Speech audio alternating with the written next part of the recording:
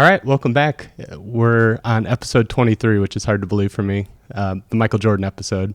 And we have another great guest, Valita Fredland. I'll go ahead and let you introduce yourself because I think your role is so interesting and unique. So why don't you just give a quick overview of that? Very good. Thank you. Thanks for having me.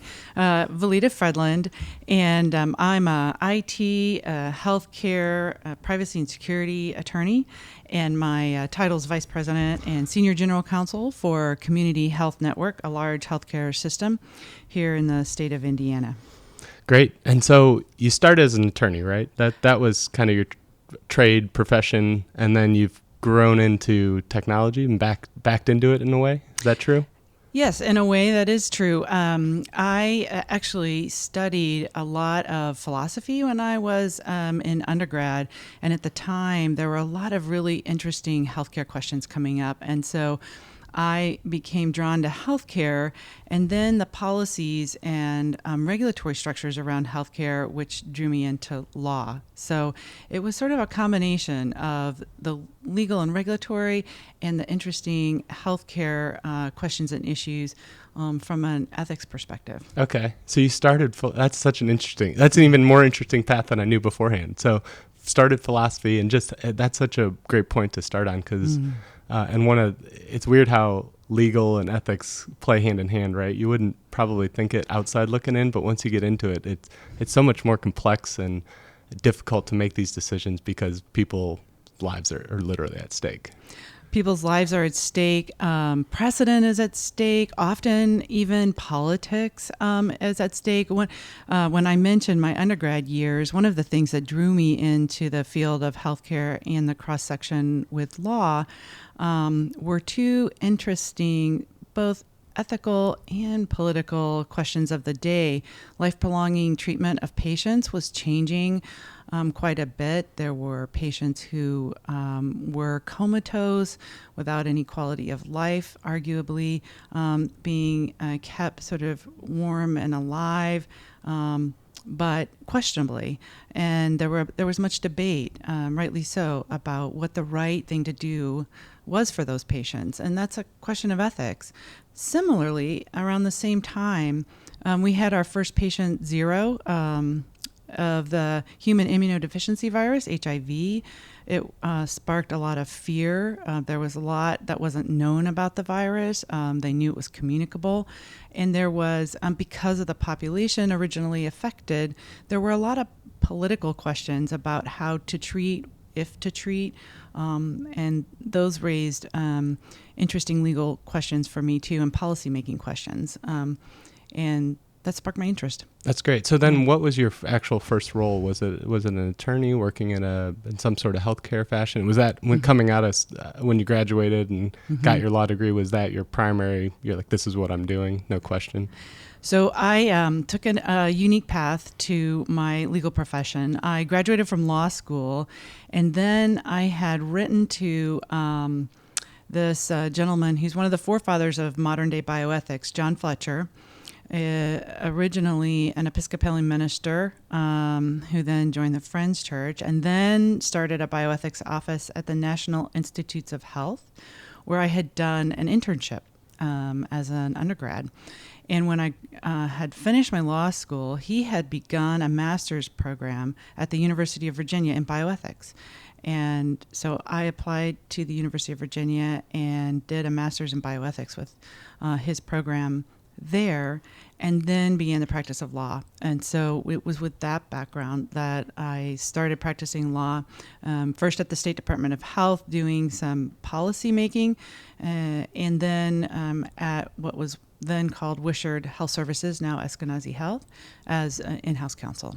Okay. Yeah. And so you've kind of seen both sides of it then, both the public sector and then the health, like the formal healthcare sector that treats patients and all that. So is there any major differences between the two, or does your role change significantly between those two, or were you kind of coming at it from the same angle? Coming at it from the same angle, the public sector sort of has a broader lens on how to pass their rules in the industry, And then when you're in-house with a healthcare provider, you're really focused on how to comply with those rules and deliver the best patient care. And a lot of that has to do with balancing resources. And that is how, to go back to your question about how did I back into IT, it was at Wishard, where we had the amazing minds of two physicians who were also bioinformaticians, computer scientists, Dr. Clem McDonald and Dr. Mark Overidge. They are still very involved with information technology as it relates to healthcare. One works with Cerner, I believe, and one is still working in the Regenstrief Institute, which was one of the very first places to digitize medical information for the use by clinicians at bedside. And so I became introduced to digitization of medical records working there, and it was fabulous. And I'm sure once that started, that's when it just blossomed and all sorts of new considerations came, and your job probably shifted pretty significantly. My job shifted, and it became really interesting to think about the potential, the innovation, the potential that this innovation would allow, and then how to fit the innovation, the possibilities within a regulatory framework so that folks were comfortable with how the information was going to be used and protected. And so that was what was so helpful to me, because I think when you start talking about technological innovations, it introduces a new vocabulary. And if you're not on the front end of that train leaving the station, it takes a while to catch up, I believe. Yeah. And so that's how I feel very fortunate in the way I was positioned. I started on the ground floor, sure. And it's been fascinating. Let's curb technology. I want to go back to just treating patients or managing a patient population and making sure you're complying to regulations. When you're approaching those type of things, well, first, maybe if you could give just kind of a couple considerations for people that maybe aren't aware of the legal aspects of healthcare. Is there anything that jumps out, maybe hard problems you've faced that were kind of stand out from the others? Sure. Healthcare is one of the most regulated industries. If you look at a chart about all the different agencies that pass rules with which healthcare has to comply, it's amazing, much like the pharmaceutical industry. Because we care for and touch patients individually and specifically every day, all the time. And so it's understandable that our policymakers are interested that we do so safely and with the patients in mind. So as in-house counsel, I find the most effective way to be supportive of my teammates who are providing patient care directly is to understand their roles and provide guidance about when there are regulations that apply to what they're doing. And most importantly, to be able to say, how can we do this? Not, is this legal or not legal, but this way is not necessarily appropriate, but let's look at other options. So attorneys that can help to facilitate solutions, I think, are the best partners in-house. Yeah. And to do that, are you coming at it from an angle of risk? Is that kind of the primary factor, or how do you even begin to? Because I've interacted with some regulations in my day job, and I know that they seem crisp and clear, and then when you try to put them up and apply them, they're anything but. There's a lot of nuance in how you actually interpret them. So how do you even start to go about that process? Yep, Brian, that you're hitting the nail on the head. It's exactly right. I think there's a lot of risk assessment in practicing law. In fact, the practice of law in-house at a healthcare institution is extremely broad. You do contracting, business management, you get into ethics issues, you can do big multi-million-dollar mergers and acquisition deals, you do property leases, you can do healthcare consent decision-making. The practice is all over the board. Keeps you on your toes. Keeps you on your toes. And the regulations continue to change. We've added IT and cybersecurity. That's changing daily as well. And so, yes, it's a lot about identifying the risks. It's just an enterprise risk management program, and lawyers should be a part of that, because while compliance with regulations can be part of that risk assessment, because if you don't, you can lose a license, fail to practice, all sorts of ramifications. But as you mentioned, it is nuanced. And so what I have tried to do as in-house counsel to be most effective as a partner for my business colleagues trying to determine business strategy and planning for 3 years, 5 years down the road is to help them to identify risks, existential threats to the organization, or smaller risks, and then to figure out how one is going to mitigate them, who's going to be accountable for the mitigation or the management. And when you have a risk from an attorney's perspective, sometimes it's a legal risk, but sometimes it's, hey, this is a cost shift in a relationship, and we need to decide how much risk we can manage or have control over and want to accept versus how much a partner might have control of or want to accept. And once you've identified those risks, then you need to make your plans. Sometimes you just insure a risk or you accept a risk. But the attorney's job is to help clearly identify what those are, explain what the guardrails are, and what behavior misses the guardrails. Yeah, I think that's almost happening across all different segments of healthcare, and even just pockets within specific arms like pharma or hospitals. You almost have technology is bringing everyone together, so you have to learn the person right next to you's job. Mm-hmm. So I imagine a lot of your job is just learning the other perspective, and then sharing your perspective and educating. Mm-hmm. And it's, I think it's a common misconception that the lawyers sit on one side of the table, everyone else sits on the other, and then it's a back and forth and a battle. The way you describe it sounds much more like a partnership. I think you get to a better outcome and more quickly if you work as a partner. And I think, because I practice a lot in information technology and electronic medical records, I have found being a partner at the table from the ground up of a project or a partnership or a contract is extremely helpful, because then you can be a subject matter expert along with the others at the table and know what questions to ask, because if someone can't explain where your data is going to flow, it's very hard to put it in a contract so that you know how it's being protected and who's responsible for each step of the data custody. And so I have found whether it's IT or you're an attorney for a small healthcare system where you're doing a lot of healthcare law, you have to be a subject matter expert to be the most helpful, to understand the language. Medicine alone has a separate language. And if you don't understand what your healthcare providers are trying to ask you, it's very hard to give them good counsel. Yep. So is there any advice you'd have? So you walk into a room and it's with a completely different business partner or a different piece of a company, and you're trying to bridge that gap and understand their perspective. I'm sure you've done that over and over again in your career. Is there anything you would advise other people to take forward and try to make those interactions much more smooth?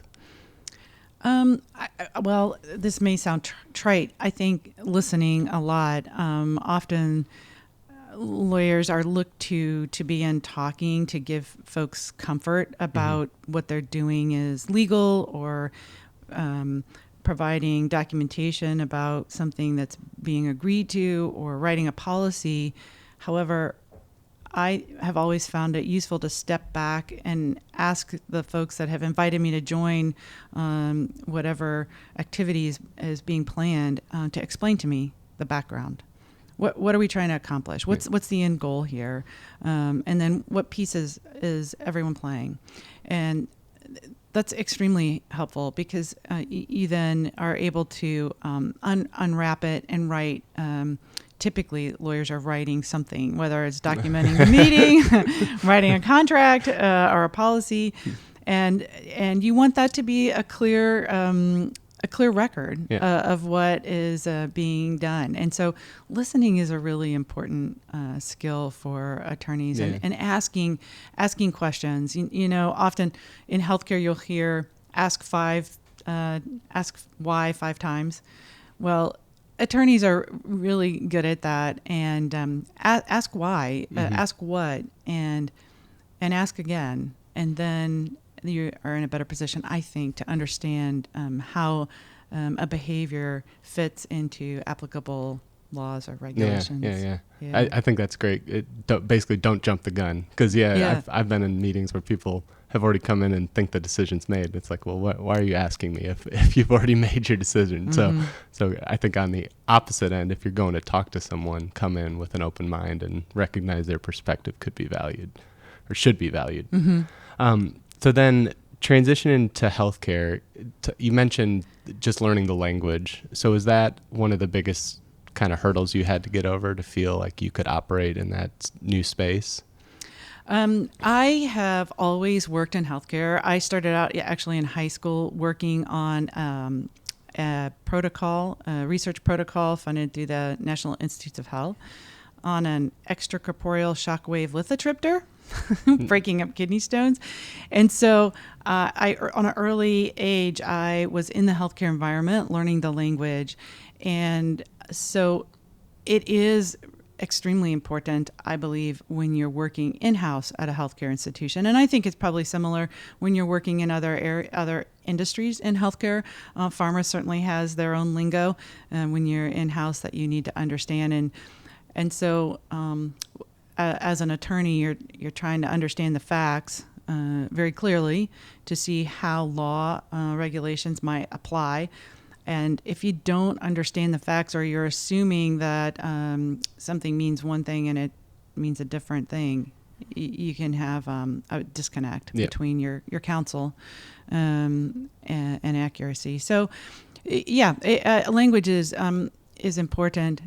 I don't know that it's unique to healthcare necessarily, because every industry sort of has their language, and if you're in-house, understanding that is truly important. What about technology? Was the language, or was it actually learning the function of the technology or the architecture behind how it works? I guess, what were some of the things that you had to learn, and how you approach learning those? Yes, the language in technology, particularly for providing legal counsel for my colleagues who were trying to bring in technology innovations to healthcare. And it could be everything from a huge installation of electronic medical record to new technology in diagnosing cancer in small biopsied cells. They all they're different, but they have specific language around them, and breaking it down so that you understand what the questions are that your colleagues are asking is really important. The way I learn, particularly in technology, because technology has not only coding language, but other language around privacy and security and threats, was just to always be at the table. I partnered with my information technology and security colleagues weekly, if not daily, sometimes, on topics, so that I would understand the threat landscape. Frankly, as a privacy officer for a large healthcare system, at the passage of HIPAA, I raised my hand to be privacy officer for Indiana. You raised your hand. I raised my hand. Bold. It was fascinating to me. With my background in bioethics, I saw the privacy questions as a question of ethics. What's the right way to use and store sensitive information about individuals? And it's still, I think, a burning question. While regulators were quick to protect sensitive health information, to me these days, it's a minor subset of the personally identifiable sensitive information about us. I think there's the iceberg, the underneath the water iceberg about our sensitive information that's unregulated. As a privacy officer, I find sort of more dangerous and offensive. Yeah, so, and the ownership piece is the question I always sit and just ponder, and my mind goes all over the place, because who actually owns the data? I don't think that's a clear-cut answer, or a question that's really being asked is probably as much as it should. I agree, and particularly in the healthcare industry, while state by state laws describe who owns medical information. In Indiana, for example, providers are charged with owning and stewarding healthcare information about their patients. But that is not the end of the question any longer. And particularly if you look at social determinants of health, which is a new data assessment that a lot of healthcare providers are using to try to improve how they provide care on a patient-by-patient basis, that information is not in the medical record. This is information we're collecting from a myriad of other sources. And how and when that information was collected or given by individuals is certainly mysterious. And as a background in law, practicing in healthcare, where we spend a lot of time ensuring that what we do is informed, patients understand and give consent, have capacity to consent and understand what we're doing with them, for them, in partnership with them for care. And that's not easy, right? Because I mean, everyone's seen the long, huge list of terms and services, and I'm sure some people read them, probably most people don't, but I think it's important to highlight that in a way that's easily understandable, which is hard because it's not an easy, complex thing to surface, right? Correct. It's not. And with the advent of more data and ability to answer questions with the data, let me give you a specific example, particularly in healthcare consent. I was going to take that consent model and go to data collection, right? We need transparency in data collection, and I feel like we need informed consent in data collection and use. But in the healthcare environment, let me just give you a theoretical example. If you polled surgeons and they were to tell you that, the best surgeons are between the ages of 30 and 55 because they've had time to have experience and they're still sort of in the peak of their physical capacity. So 30 to 55. And you go to have surgery. This is a substantive, potentially, a piece of information to know. The age and experience of your surgeon. Is that something that should be on your informed consent form as a patient? I mean, the sort of normal risks and benefits. They tell you about the risks of anesthesia, the risk they might nick something nearby. The sort of all the cookbook list items that go on an informed consent form. Well, is it time that we reevaluate how we provide our patients information? If you know that one surgeon has half the infection rate postoperatively of other surgeons, is that something that a patient needs to know? Yeah, and where's that line? Do you need to know how much they slept the night before? Like, Good question. You could go Did they down. Party? Yeah. Yeah, right. You right. could go, right. You can go way deep. You can. And that translates, I think, well into this area of just personally identifiable data. One, because personally identifiable data, not just in the healthcare environment, arguably that's a very small subset of our health relevant data, right? Because what we do outside of going to see the doctor is predictive of when we might need the doctor.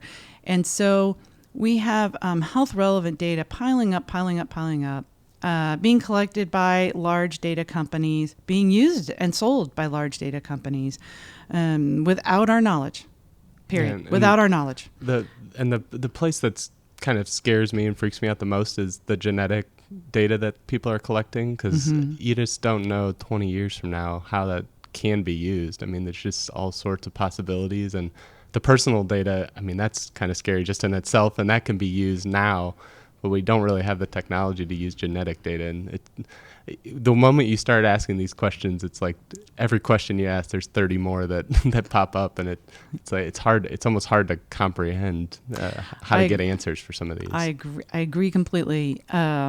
And there have been real life examples of the risks that you just named, and that is companies that will do data mapping and testing for your personal genetics. It's my understanding that those companies are built on a model of the test itself is a loss leader Mm-hmm. in the way they make. What do you mean loss leader? Meaning, I pay, let's say I pay $80 to get to send off to one of these companies to get my my genetic map back from them. Mm-hmm. That doesn't cover the cost of providing the test. What covers the cost of providing that test is the back-end selling of my genetic information to purchasers. And it's my understanding from having attended several privacy and security conferences that purchasers of that back-end data historically have been state actors. And that should worry us. Yeah. And so but that's the model of a lot of these large data companies right now, and that is the front end stuff is loss leader. I mean, think about Mark Zuckerberg and Facebook. Yeah. He says, "I give you this huge platform for free." Mm-hmm. Right? That's his argument. Yep. Use it for free. And they're not. They don't even hide it. No. And then, well, how can you possibly give us this entire platform for billions of users for free? Well, because they're collecting data and selling it, and we don't know how, and it's being used in ways that I would argue we need to be able to control, particularly. And I will go back to the healthcare industry because. There's an effort now to tailor medicine to individuals, importantly, I think, because each of us is very different and can react to particular treatment differently. And so this information can be relevant to our healthcare, but if we don't control it or know it exists, it's very difficult for it to be beneficial to us. Yeah, it's kind of a double-edged sword, right? Because you need this aggregate data and you need this personal data to be able to offer these amazing technologies and things, but it has to be a balance. And I think actually the Facebook example is a good one because it feels like the public perception of Facebook has started to turn, and it's interesting to see how that's going to play out. I don't know. I actually did a social informatics course, and my end of the year project was studying Facebook's terms and services. And I stood up in front of the class and said, you give them all this data and they can do whatever they want with it. It's their data. And everyone just stared blankly at me. And I was like, okay, all right. I delivered the message. You guys could do what you want with it. So it's true. I mean, you're exactly correct about that because I've had opportunities to talk at privacy and security conferences, and I'll ask colleagues who are more adept at information technology than I, so a room full of security officers, and ask them, do you know where or who has your personal information? Mm-hmm. Can you raise your hand and tell me who in this world is using and has your personal information? And no one can raise their hands. And you ask them, well, doesn't that trouble you?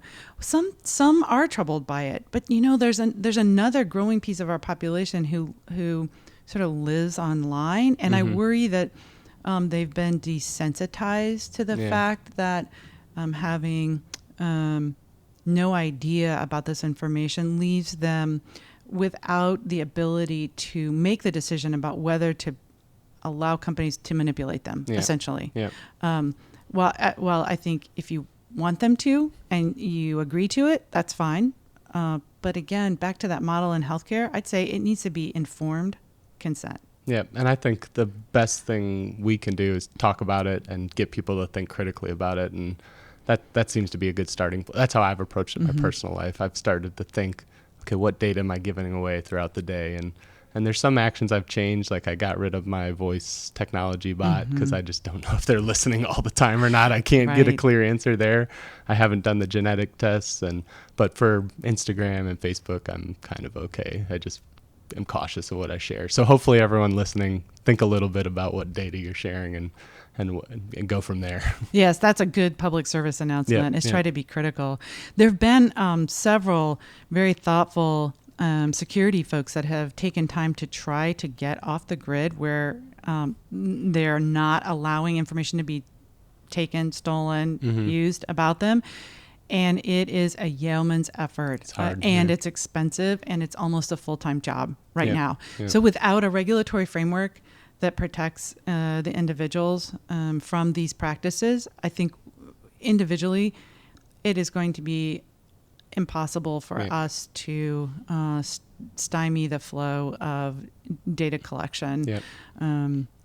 Yeah. Well, let's talk about that then. So here's my perception looking backward. So I think HIPAA was a critical regulatory change, and that started the ball rolling on medical records. And I think as we progressed and think about security and privacy, it seems more and more that it's kind of an easy ask or an easy understand for a lot of healthcare executives because they see the headlines of this much data stolen. So my perception is there aren't a ton of regulations around it at this point purely from a security and privacy perspective, and that companies are leading the way.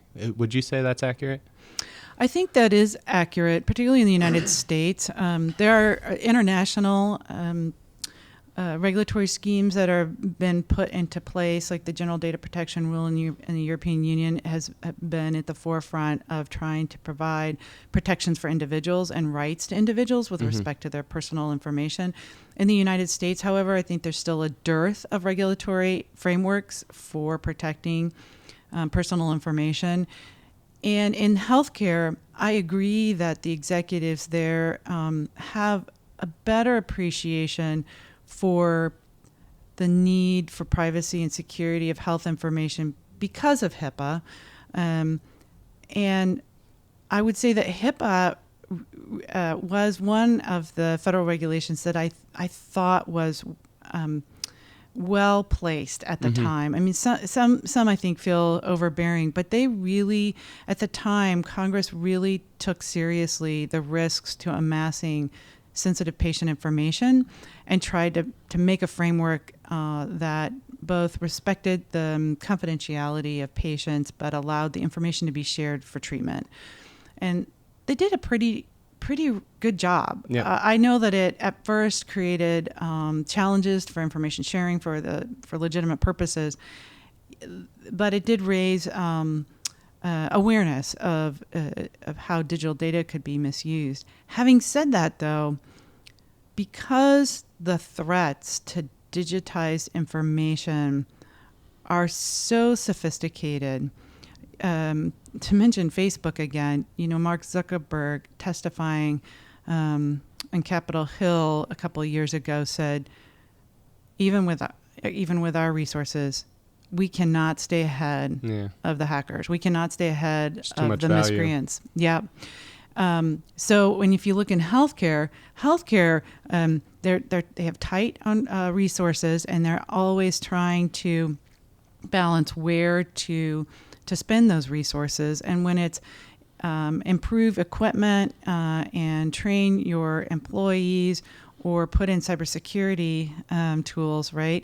I think it's taking care of patients first, and then the data and technology second. It's just a matter of existence. And so they've in healthcare industry has lagged behind banking, financing, pharma perhaps, in the ability to implement cybersecurity measures for that reason. I mean, they recognize the threats to the information, but they have limited resources to work with. I think that's an understated fact that you can't just pause and refocus and stop treating patients or stop making medicines, because then you kind of defeat the purpose of what you're trying to do as a healthcare organization. So that's always the challenge, is try to how do you distribute the resources and keep the engine running, right? Right.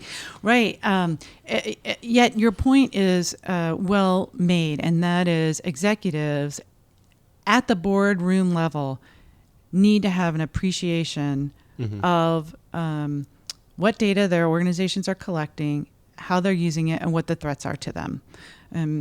Organizations are now 95% digital, and data is one of their number one assets in addition to their human resources. And so protecting it is an essential component of the workplace.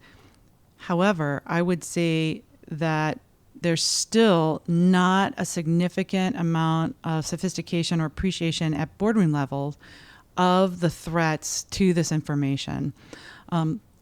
And while healthcare providers don't necessarily have intellectual property that could be subject to cyber threats, certainly other industries do. And I think you mentioned, while we don't have a regulatory framework, businesses are beginning to appreciate the criticalness of the threats from cybersecurity. And I think intellectual property was one of the first places where that sort of took hold, and folks realized that if you remember the Sony breach, where hackers were able to get some of their gaming software and locked up some of their intellectual property, that got the attention of corporate boardrooms.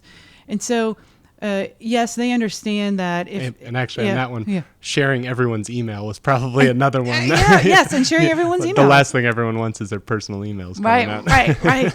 So, but that gets their attention. Yep. And so, while we've had probably every United States citizens over the age of 18 has been a part of a significant breach of sensitive information, whether it's credit card, social security number, email, what have you. I don't know what we do. I'm one of the more well-educated. No, I'm one of the more well-educated privacy and security professionals, and yet I get these notices. I sign up for the ID protection or the settlement or what have you, and go on with my life. Right? I can't force them to stop collecting my information. In fact, I've tried. There were a couple of companies that were known for amassing personal information, collecting it and selling it, particularly for marketing. And I wrote to the privacy officers and said, "Please take me out of your database." Never got any responses. So, out of office responses. Yeah. So it is very hard as an individual to protect yourself. Is that a big part of your job then, to educate and continue to communicate the current situation, impact, risk to the healthcare executives?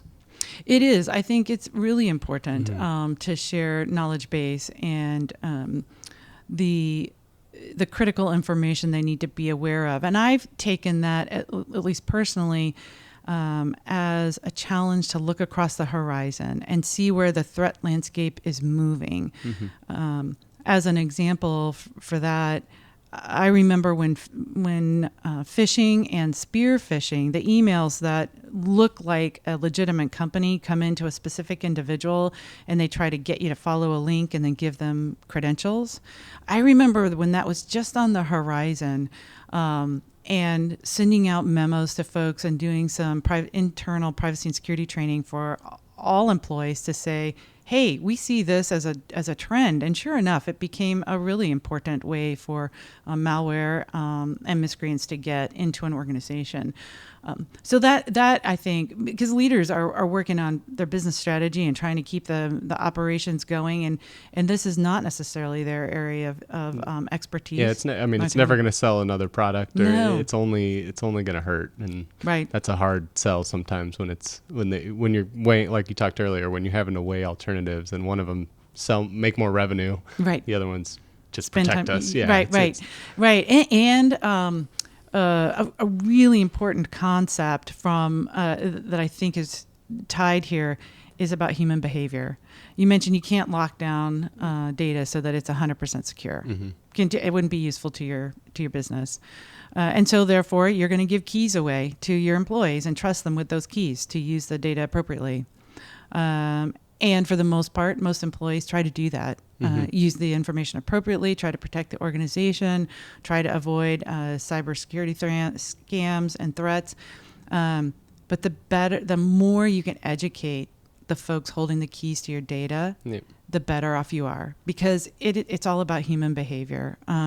Social engineering is still a humongous threat to large and small organizations. I mean, they've been targeting small county governments in the large healthcare institutions. And so, I think the more you can educate your colleagues, the better you are. So anything else on the privacy and security, because that's kind of out of my world, is there any other noteworthy things that jump off the page that are worth mentioning? Yes, it's not going to stop. I think that's the thing that's noteworthy. It is still profitable to criminals to try to get into organizations and steal personal information. That's not going to stop. And so long as we're all connected through the internet, it's going to be a continued threat. And so the better we can anticipate that and train employees, the better off we'll be. And two, I think we need to be able to implement a regulatory framework in our country, a federal regulatory framework that requires companies to do a better job of protecting our personal information and letting us have choices about what information they keep and why. Just yesterday, I saw a headline that Google Cloud is partnering to host a public health record. So I don't think our health information is going to be more restricted. Yeah. Yeah. I think, and Apple has partnered with healthcare institutions for their health app to allow individuals to control their health information and collect it in the Apple Cloud. So health information itself is permeating into different digital locations. So I see that as, if you're looking over the horizon, the folks, I've always said the folks who don't have our health information, so non-healthcare providers, they have all our other health information, but they want the health information. They want it all, yeah. Because then they have the full record. And so they are trying to figure out how to allow individual patients to collect their health information and partner it with all the other health information that Google has collected or Apple has collected. And you can presume if Google has it, Apple has it, or Microsoft, because, or Axiom, that's another large data warehouse, they can buy and sell it from one another. Yeah, and that seems like a natural progression in the future is for more devices to be attached to us, whether that's internal or our cell phones are already basically attached to us because we keep them on our person at all times. But when you think about things going inside our body, and I think it's great that we haven't just blasted out of a cannon, and that's not a reality. We're proceeding as a healthcare as a whole is proceeding cautiously because they know the threats that could come from that. But that's the next step. So I think if you're a healthcare organization and don't have privacy and security at the forefront, or at least a strong consideration, you probably need to, because then once we get to that next step where the threats are literally internalized to us, then it becomes a whole different ballgame. Good point, Brian. Yes, the ability to connect devices to individuals to collect health relevant information is definitely here. And whether or not those devices are regulated as a healthcare device or not, some are and some are not. Yep. And certainly our federal friends are trying to figure out the best way to regulate those so that they protect us, and whether or not they're collecting health information or not health information, whether it falls under HIPAA or not. And that is definitely on the horizon. Even the existing devices that are at all connected pose threats today. Each year at the Black Hat Hacker Conference, there seems to be a demonstration of a someone scary demonstration. Yes. Freaky. Of someone who's hacked into internet connected device, that an insulin pump or a pacemaker or something. So it's certainly something to keep your eye on. The threats to those devices, however, to me are similar to existing cyber threats, and that is the criminals trying to use the internet connection to get in to a device, right? To take control of it, and use it to extort money somehow. The threat's pretty much the same. The impact's quite a bit higher, though. Right. Potentially. Right. So thinking about your career, one thing just in the short conversation we've had, it seems like you've, whether it's been naturally in your job or just kind of personally, you've always thought broader than your actual individual domain. So like you are always thinking beyond the laws, and I think that seems like good advice for everyone in healthcare, I'd say, because you almost have to these days, because so much of it is becoming smaller with technology, and you're going to touch different domains rather than just the one you're in. So is that true? Is that something you consciously did, or was that just kind of your natural personality? Well, is that true at first? Because I don't want to speak for you. It's definitely true. I read voraciously on the same topics that that relate to my work, just because I find them so fascinating. And in healthcare, in-house counsel roles are so broad in practice that you almost have to stay sort of broadly educated about subjects, and that certainly has kept me practicing in-house because I love that aspect of providing counsel. And the colleagues all have a very different variety of types of legal issues that they encounter day to day, and I love that aspect of it. And privacy and security, in particular, has been moving so quickly. Yeah, that's the understatement of the century. that suits my need to continue to learn new areas and new threats.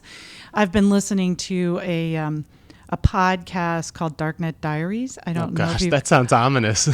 I appreciate it again because it's sometimes technical explanations of how some of the large cyber threats occurred. Okay. And so when I'm practicing in that area, it helps me to understand how to provide practical counsel, and also to help my colleagues appreciate the size of the risks. Going back to the risk conversation, because sometimes folks don't ask, well, if I don't do this, what happens? Well, that's a great question, because sometimes if you don't do that, nothing will happen. But if you do it, you could benefit a lot of people. So it's just asking questions again to understand the context of the practice. And as in-house counsel, the broader your perspective, I believe, the more relevant your legal advice. Yeah. I'd say that you could scratch out the legal and just say the broader your understanding at whatever your role is, the better you're going to be, the more functional you're going to be in your role. So stay curious is another one. I think stay curious. Yeah, that's a good one. Yeah. Is there any other career advice or principles that you've learned along the way that you have served you well? This may sound duplicative. I think it's true. And I'm giving a little background because I sometimes teach over at the law school, and the law students often ask that of me now that I've practiced law for several years. What is career advice? And I like to say, don't look for the perfect next opportunity. Yeah. Try to take opportunities as they come. Yeah, I was going to say, probably when you started, you never could have in a million years predicted where you're at now, right? Right. No, I think my first job that led to the Regan Street Institute medical record activity was participating on a panel about Medicaid laws. So it's raising your hand, getting opportunities, being curious. Don't second guess yourself. It's and educate yourself. I remember hearing Michelle Obama say that when you get a seat at the board table, don't be quiet.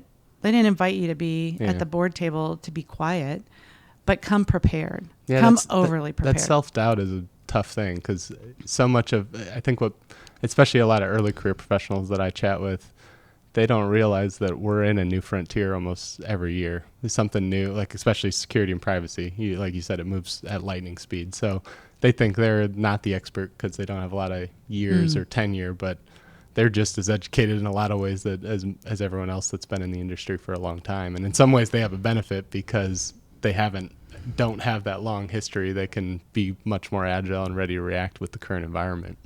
I think that's right, Brian, because we've had a shift in our economy, quite a strong shift in the economy, and we need new perspective. There have been a lot of great studies, and I've seen them published in the Harvard Business Review, about how diversity, not just racial or economic, but diversity in age, diversity in lived experience, diversity helps to build stronger businesses. Yep. And so you need the voices of everyone, and you never know what they're going to observe that's critical to your operation. That's just not on your radar because of your lived experience, one's lived experience. And so I agree with you completely. And there's almost this argument that, somebody who's proud of continuing to carry a flip phone, right? Well, I don't know how proud you need to be these days, because the lifeblood of businesses is digitized data, whether we like it or not. We've got artificial intelligence much in the news. We've got blockchain much in the news. And if you don't understand how those might be critical to your business, that's a problem. Yeah, you're at a disadvantage. You're at a disadvantage. And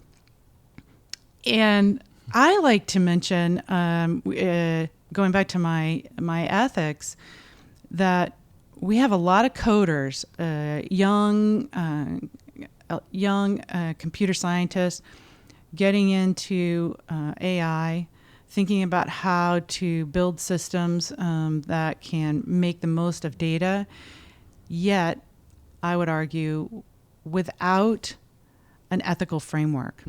The example I like to give to my kids is self-driving cars, and thinking about the young men and women and folks who are asked to code the software to drive the vehicles. And you've coded your car and it's driving down the road, and there's a chicken on one side and there's a little girl on a bicycle on the other side, and the car has to make a choice. How do you code that in your vehicle?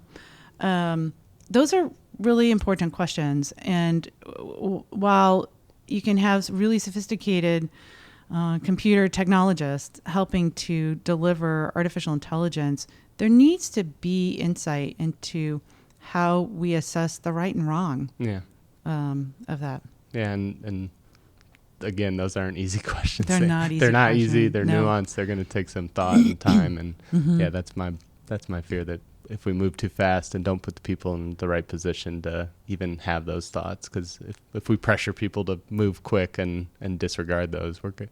I mean, you see it with Facebook coming back full circle. Their slogan was "Move fast and break things," and now I think they're realizing maybe that wasn't the best approach. Right. I agree. And in healthcare too, there's tension in the healthcare industry, because innovations can deliver amazing patient experiences. So if you can have a less invasive but more effective treatment, we certainly want to move in that direction. But trying to figure out what's most effective and least invasive takes time. But in a competitive industry, you don't want to be the one providing the least effective, more invasive treatment. Right.